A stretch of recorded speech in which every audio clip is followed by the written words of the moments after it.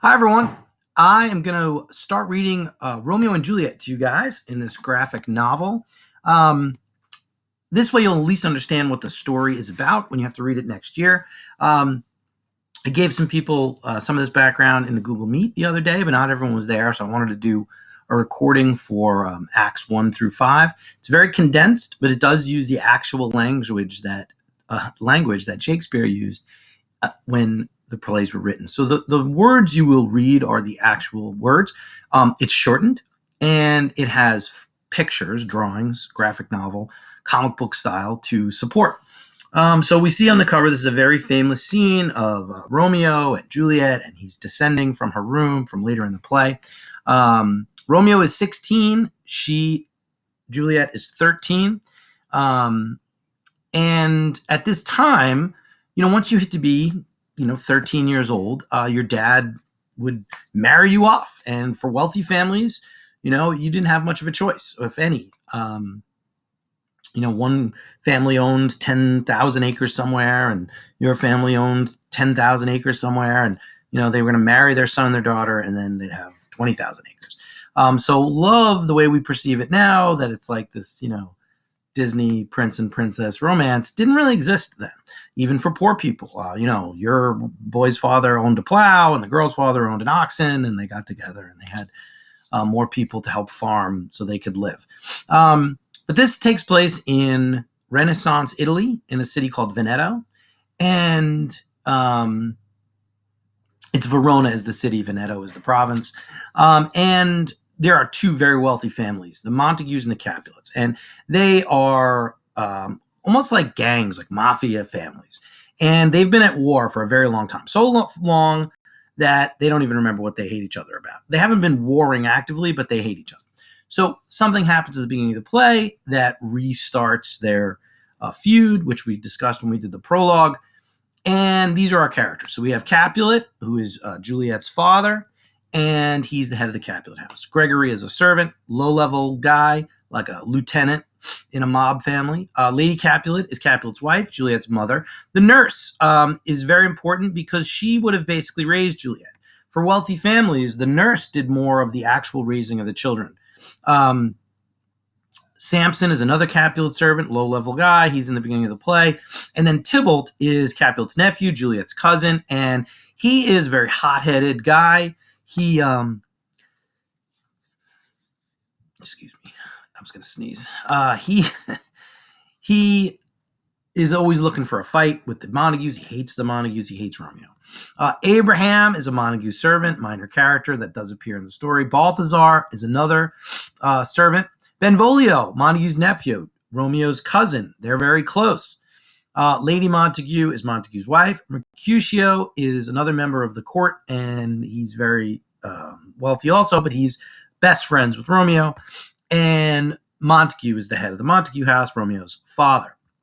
And Romeo, of course, is his only son. And then we also have Paris, who is trying to marry Juliet. He's probably in his 20s, and he's, aristocratic and wealthy, and he comes to Capulet saying, "I'd like to marry your daughter."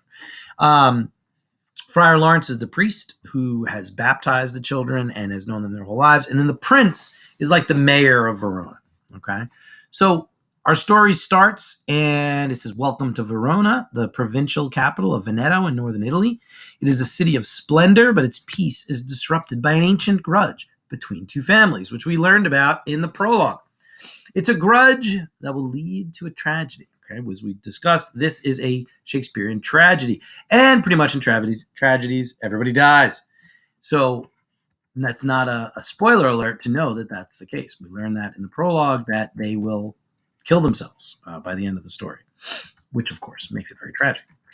Today, two servants of the Capulet family, Samson and Gregory, are found in the town square. And he says, "Gregory, on my word, will not carry coals. No, for then we should be colliers." They think they're very cool because they are, they got the backing of this family. So now, I think these two frames are actually flipped in the book, but I'll read them anyway in order. He says, "My naked weapon is out. Quarrel, I will back thee." And this is kind of a double entendre joke, which Shakespeare is full of. In other words, he's saying, listen, some Montagues over there. Why don't you go start a fight, and I got your back. Okay? So, and this is where I think those frames are switched. Their errands are interrupted by two servants of the Montague family. The Capulets and the Montagues are in a long-running feud. So now he says, I will bite my thumb at them, which is disgrace to them if they bear it. So at this time, biting your thumb at someone like this is a very big insult, like giving someone the finger or something, right? So he walks over in the play. This isn't in the story, but a little bit is. He says, do you bite your thumb at us, sir? And Gregory says, well, I don't bite my thumb at you, sir, but I do bite my thumb, sir. And he gives it to him again. And then the whole audience would be like, whoa. And they kind of start circling around each other. And he's like, but you do bite your thumb. And he's like, yeah, I bite my thumb. I just don't bite it at you. And they're like, what? You want to go? And the next thing you know how boys are. They're pushing, they're shoving. Swords are out. Clang, clang, clang, clang. It's a total melee. All right, so they start fighting. Now, from across the square, Benvolio, who is a Montague, and Tybalt, the Capulet, they see this going on. They see this fight. Benvolio knows this is bad. That if Montagues and Capulets start fighting, especially with these low-level guys, this is going to start a gang war. Right? So he goes over there. And Benvolio says, pot, fools, put up your swords. You know not what you do. In other words, you idiots, you don't even know what you're doing right now. You start a gang war. This is bad. Knock it off. But he does have his sword out. Even though it's not in the picture, he has his sword out. And then Tybalt comes over and he sees, and he's like, drawn and talk of peace. I hate the word, as I hate all Montagues and thee. How about thee, coward? And he pulls his sword out, and it's on, right? Clang, clang, clang, clang, clang. There's sword fighting. Apple carts are getting kicked over. Women are running inside with their babies. It's a whole scene. And meanwhile, Montague and Capulet hear what's going on, and they got to go out there. And Capulet's like, what noise is this? Give me my long sword, ho! And then Montague says, thou villain Capulet, hold me not, let me go. And they're both like, hold me back, I'm going to get a piece of you. And then it's part of this whole big fight, which on stage would be very cool. And then the prince hears it, right? He looks out the window. He's like, what's going on out there? And he sees this melee, and he's like, oh my God, the Montagues and the Capulets are going at it again. Are you kidding me? And he's bent. So he says, rebellious subjects, enemies to peace, profaners of this neighbor's stained steel. The Prince of Verona speaks to the households. Throw your mistempered weapons to the ground and hear the sentence of your moved prince. By thee, old Capulet and Montague, have thrice disturbed the quiet of our streets. If ever you disturb our streets again, your lives shall pay the forfeit of the peace. So he's like, listen, this is the third time. You idiots are fighting in my town. You're scaring the women and children. You're knocking over apple carts. I can't have it. I can't have it. Next time someone starts trouble in my town, you're going to get your head cut off. Okay? Is that clear? That's basically what he says. Okay? Obviously, I'm paraphrasing. But that's what he says. So now it breaks up. But as it's breaking up, they're like, yeah, you lucky, man, because I was about to give you a beat down. You so lucky he broke it up. Next time, bro. Next time. So, everybody's upset. They had to break it up, but there's bad blood. So now, meanwhile, as the crowd disperses, Benvolio spots his friend Romeo, his cousin, who's in love with a girl named Rosalie. So Romeo he's 16, he's handsome, he's rich, he's got a new girlfriend every week, he's like a player. So Benvolio says to him, good cousin, moral cousin. And Romeo's like, me, sad hours seem long, bro. And he's like, what sadness lengthens Romeo's hours? Like, in other words, dude, you're 16, you're rich, you're handsome, you got a new girlfriend every week. What do you have to be sad about? And Romeo's like, love, man. Love is a smoke made with the fume of sighs. What is it else? A madness most discreet, a joke and gall, a preservant sweet. He always seems like a surfer dude to me in this. Meanwhile, back at Capulet Mansion, a young nobleman named Paris has asked to marry Capulet's daughter Juliet. And Paris says, my lord, what say you to my suit? And I don't know why, but in my mind, Paris always sounds like Rodney Dangerfield. I don't know if you know who that is when I do this. And then Capulet says, my child is yet a stranger in the world. Which means she's very young. She's a stranger in the world. She's your age. She's 13, 14. She's 13 years old. You guys are all strangers in the world. I have socks older than that. And ties. Hats. So Capulet's pretty cool here, though. He says, woo her, gentle Paris, get her heart. My will to her consent is but a part. He's like, I could force her to marry you, but I don't want to do that. Make her fall in love with you. So he says he's going to have a party, all right? Capulet agrees to the marriage, but only if Juliet consents. So he's going to have this party.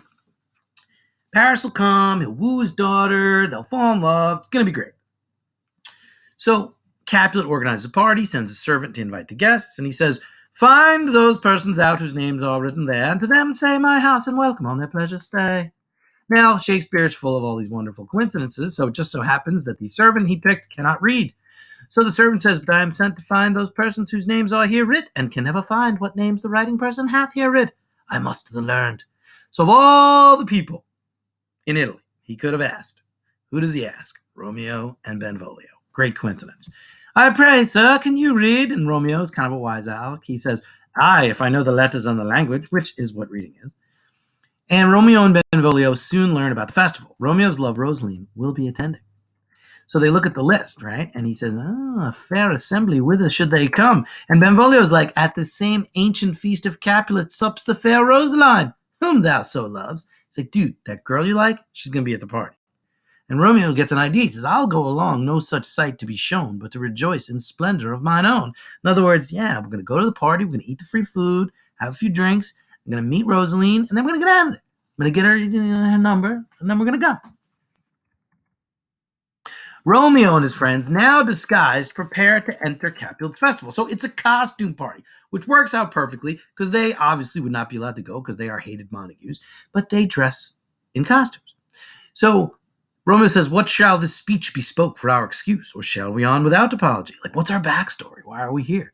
Are we like nephew to Uncle Ned's kids through marriage? What are we saying? And Benvolio says, let them measure us by what they will. We'll measure them a measure and be gone.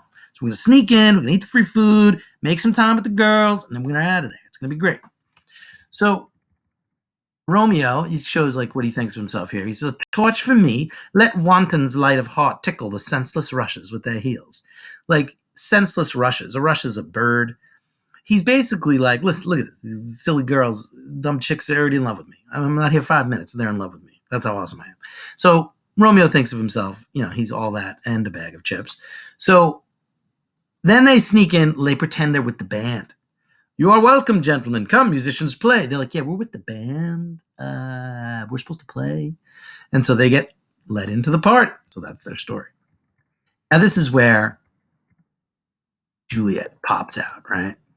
Romeo is like, she that teaches the torches to burn bright, did my heart love till now, forswear at sight, for I never saw true beauty till this night. Now Romeo has spied Juliet. He forgets his love for Rosaline in an instant. Boom. Rosaline who? Juliet, Juliet, Juliet. Now, even though we get the sense that he's a player and he falls in love with a different girl every week, it kind of seems a little different. Like he's really taken by Juliet. He says teaches the torches to burn bright. She is the brightest thing in the room, right? She lights up the room. And he compares her to bright and light and sun several times. And she is. She's very young and beautiful. And he's only a little older than her. He's 16. Now, when he speaks, Tybalt hears his voice. And he's like, Tybalt is near an unmasked Romeo. He's like, wait, I know that voice. That's Romeo. That's a Montague at our house. Are you kidding me right now? So he pulls the mask off and he's like, aha! This, by his voice, should be a Montague. And now he's bent. Tybalt is mad. He says, Uncle! And all the other people are like, what's going on? Was there a fight? Oh my God, what's happening? Uncle, this is a Montague, our foe, a villain that is hither come in spite to scorn at our solemnity this night. It's like they're Montagues, and they're up in our crib mocking us. We gotta throw him a beat down right now, teach him a lesson. Give him a beat down. Tybalt wants his boys to come in and pound him up. Now, Capulet, he's in a good mood.